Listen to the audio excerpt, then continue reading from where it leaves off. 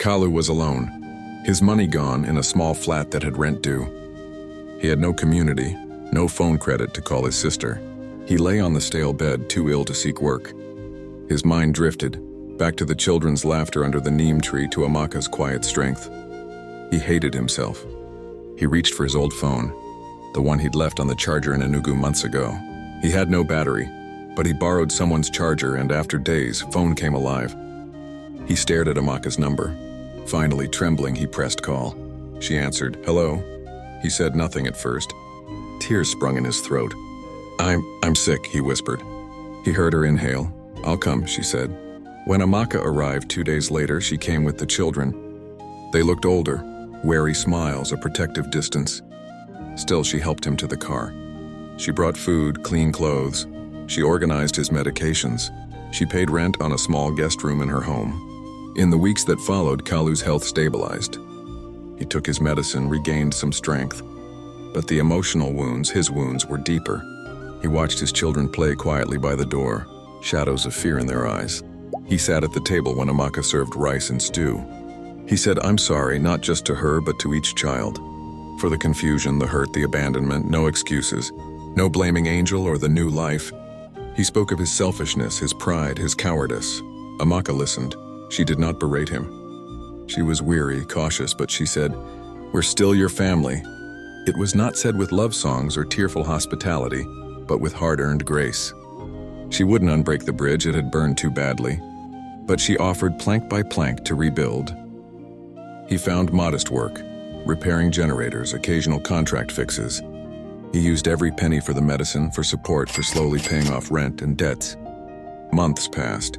Kalu's recovery was slow, but he began opening gifts.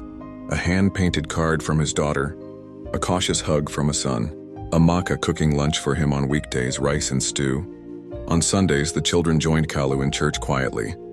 No public declarations, no parades, just presence. He sometimes cried alone under the neem tree. That tree that once seemed oppressive now felt like witness. Witness to promises broken, to love abandoned, and to mercy extended. Kalu worked to strengthen trust, attending parent-teacher meetings, helping the children with schoolwork, respecting boundaries, keeping his word. He visited Amaka's aunts and uncles, seeking reconciliation within the wider family network. He apologized to his own siblings who had taken many sides, some siding with him, others with Amaka. He learned gratitude, he learned humility. He learned that love, real love, is not a fever, but a slow day-by-day covenant of care, devotion, sacrifice. It was not redemption in a single moment, but a slow, painful process. He knew he would never fully erase the hurt he caused. He would never recover lost time, years in the lives of his children, their growing pains without him. But he found a form of redemption in presence, in showing up, in steady, dependable kindness. Angel became a memory, an illusion of thrill, a mirage built on shifting sands. He thought she offered freedom, but she offered only loneliness. He recognized that Amaka and the children were not constraints, they were home. Over time, the compound felt smaller, quieter but fuller.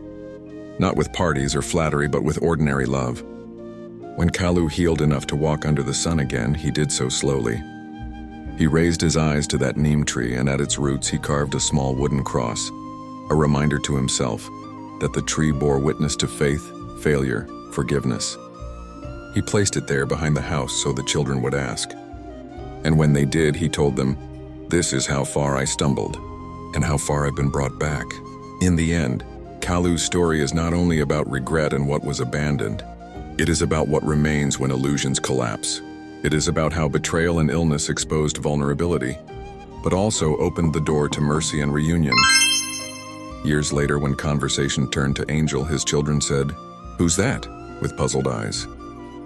She was no longer a part of their story, except as a cautionary tale of a man's folly, of a family's endurance, and of Grace's quiet power.